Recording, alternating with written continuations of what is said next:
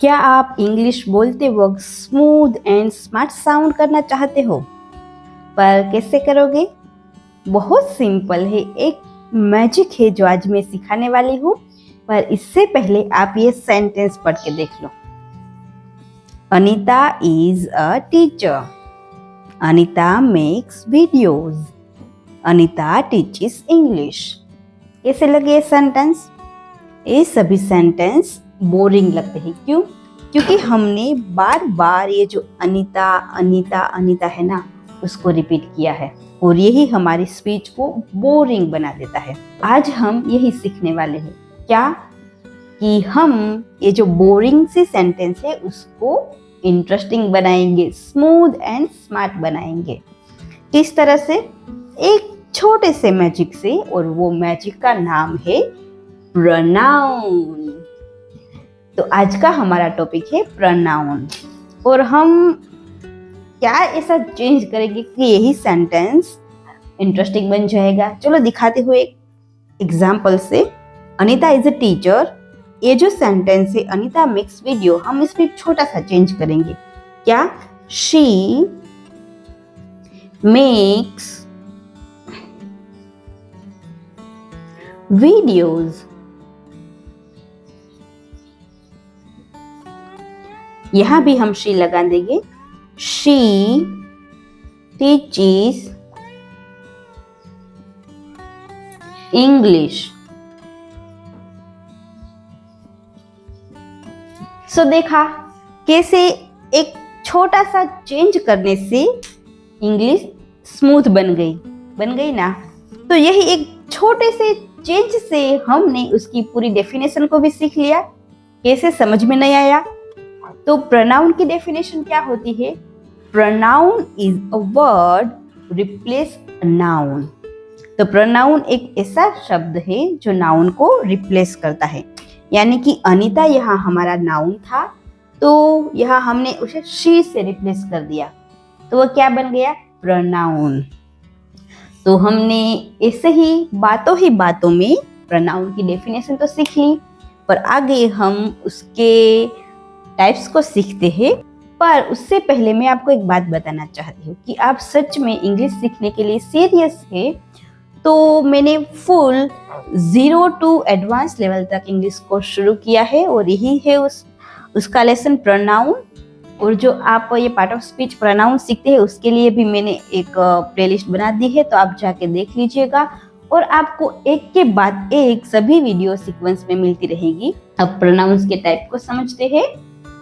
Personal pronoun से हम अपने प्रोनाउन टाइप्स की जर्नी को शुरू करते हैं।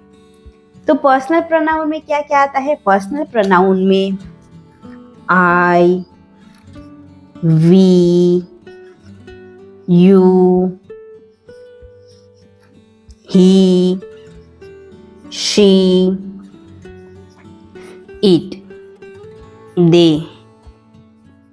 ये सभी पर्सनल प्रोनाउन है और हम इसका ही सबसे ज्यादा यूज करते हैं। आपको सेंटेंस भी दिखाती हूँ तो आपको समझ में आएगा। I am a teacher.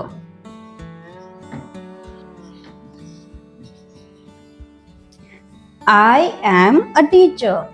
पर एक बात याद रखिएगा कि सिर्फ वीडियो में सुन लेने से इंग्लिश इजी नहीं बनती, उसके लिए हमें बोलना भी पड़ता है। तो मेरे पीछे सेंटेंस को दोहराइएगा। I am a teacher. दूसरा सेंटेंस है she is my sister.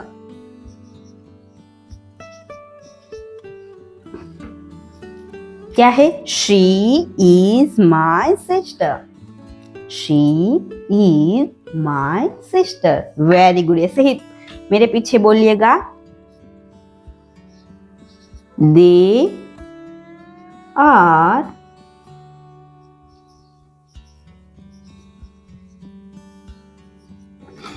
are students. They are students. Very good. So आपने देखा ये I, she, they ये सभी पर्सनल प्रोनाउन है और हम इसी का सबसे ज्यादा यूज करते हैं। नेक्स्ट देखते हैं, दूसरा प्रोनाउन है डेमोन्स्ट्रेटिव प्रोनाउंस। डेमोन्स्ट्रेटिव प्रोनाउंस में कौन कौन से आते हैं? This, that, these, those। ये हम किसी चीज या व्यक्ति की तरफ इशारा करने के लिए यूज करते हैं। उसके सेंटेंस देखते हैं। This is my pen. Those are books। सो देखा कि हम जब किसी चीज की ओर इशारा करते हैं तब हम डेमोन्स्ट्रेटिव प्रोनाउंस का यूज करते हैं। पर दिस एंड दैट हम एक वचन के लिए यूज करते हैं। एंड दीज एंड दोज हम बहुवचन के लिए यूज करते हैं। पर दिस एंड दीज दोनों हम जब कोई चीज पास में हो तब यूज करते हैं, और दैट एंड दोज जब चीज दूर हो तब यूज करते हैं। तो आशा करती हूँ कि आपके लिए क्लियर होगा। आगे देखते हैं। तो नेक्स्ट है पजेसिव प्रोनाउंस। पजेसिव प्रोनाउंस यानी कि जो ओनरशिप दर्शाता है, यानी कि मालिकी को दर्शाता है। उसमें क्या क्या आता है? Mine, mine, yours, his,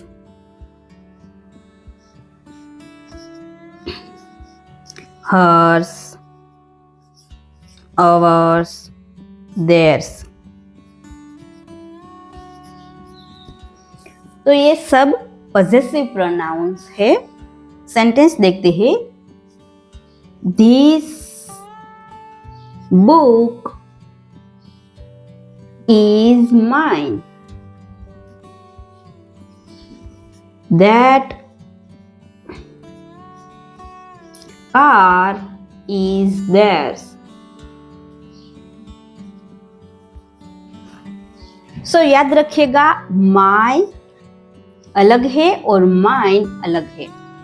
mine खुद एक प्रोनाउन है। ओके, तो अगर आप ये लिखोगे कि this is my book, तो ये प्रोनाउन नहीं होगा। ये जो माइन है ना, वो खुद एक प्रोनाउन है।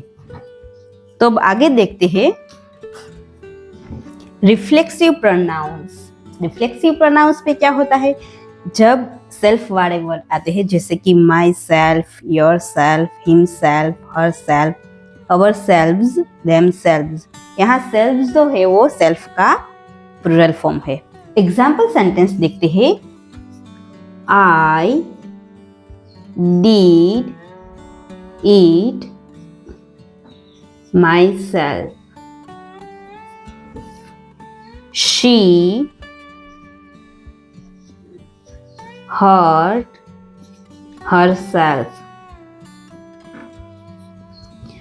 तो रिफ्लेक्सिव प्रोनाउंस में क्या होता है कि जब सब्जेक्ट और ऑब्जेक्ट दोनों सेम हो तब हम रिफ्लेक्टिव प्रोनाउंस का यूज करते हैं। बहुत सिंपल है, आगे समझते हैं। आगे देखिए कि इंटरोगेटिव प्रोनाउंस। इंटरोगेटिव का मतलब क्या होता है? इंटरोगेटिव यानी कि सवाल पूछना। अगर आप इनसे कोई सवाल पूछते हो, जैसे कि हु आर यू, तो ये क्या होगा? Interrogative pronouns. क्योंकि यहाँ भी हम अगर हु नहीं लगाते तो क्या लगाते? किसी का नाम लगाते ना, तो क्या हो गया? प्रोनाउंस। व्हाट इज दिस, तो यहाँ भी अगर व्हाट नहीं होता तो उसके आंसर में हम कोई नाम ही लेते, तो ये भी प्रोनाउंस होता। ओके, तो ये जो हु, हुम, व्हाट, व्हिच, हु, ये जो क्वेश्चन वर्ड है वो इंटरोगेटिव प्रोनाउंस है। आगे समझते हैं। नेक्स्ट देखते हैं रिलेटिव प्रोनाउन। रिलेटिव प्रोनाउंस क्या होता है, वो दो सेंटेंस को एक दूसरे के साथ जोड़ते हैं। चलो दिखाती हूँ। तो पहले रिलेटिव प्रोनाउंस कौन कौन से हो सकते हैं वे जानते हैं। हु, व्हिच, दैट, हुज, ये सभी रिलेटिव प्रोनाउंस है। ये क्या करते हैं, ये दो सेंटेंस को एक दूसरे के साथ जोड़ने का काम करते हैं। जैसे कि the girl who is singing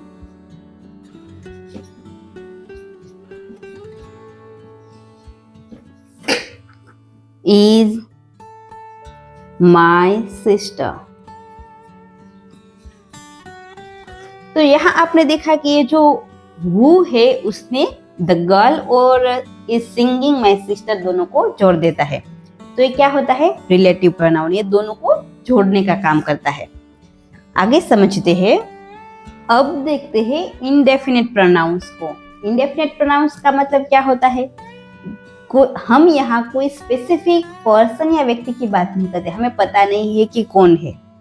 जैसे कि कोई अगर दरवाजे पर आया हो पर आपको पता नहीं कौन है, किसी ने नॉक किया है, तो आप कहोगे कि कोई दरवाजे पर है, तो वो क्या हुआ, इंडेफिनिट। हमें पता नहीं है कि कौन है पर कोई तो है ना। तो वही हमारा someone, everyone, anyone, something, nothing, वो सभी हमारे इंडेफिनिट प्रोनाउन है। जैसे कि someone is calling you। तो यहाँ हमें पता नहीं है कौन कॉल कर रहा है, हमें उसका नाम नहीं पता, तो ये इंडेफिनिट प्रोनाउन है। Everyone is happy. तो एवरीवन इज हैप्पी ये इंडेफिनिट प्रोनाउन है। तो इसी के साथ हमने प्रोनाउंस के 7 टाइप्स को सीख लिए और हमने उसके एग्जाम्पल भी देखे। आशा करती हूँ कि आपको ये सभी अच्छी तरह से समझ में आ गया। और याद रखिएगा कि ग्रामर कोई याद रखने की चीज नहीं है, उसे समझना है। जब आप उसे समझोगे ना तो बहुत आसानी से आप उसको यूज कर पाओगे। प्रोनाउंस का सिंपल मीनिंग सिर्फ इतना है कि नाउन की जगह आप जो कोई वर्ड यूज करते हो उसको हम क्या कहेंगे, प्रोनाउन कहेंगे। और अगले वीडियो में हम प्रोनाउंस के समझेंगे, यानी कि सब्जेक्टिव, ऑब्जेक्टिव या पॉजेसिव। तो चैनल को लाइक शेयर और सब्सक्राइब करना ना भूलें, क्योंकि आपको इसी तरह के इंफॉर्मेटिव वीडियो एक के बाद एक सीक्वेंस में मिलते जाएंगे। और मिलते हैं नेक्स्ट वीडियो में, तब तक के लिए स्टे ट्यून। और हाँ, एक बात याद रखिएगा कि मैंने पार्ट ऑफ स्पीच की पूरी प्लेलिस्ट बनाई है, तो वहाँ आपको एक के बाद एक सभी वीडियो डिटेल में मिलते जाएंगे। तो स्टे ट्यून।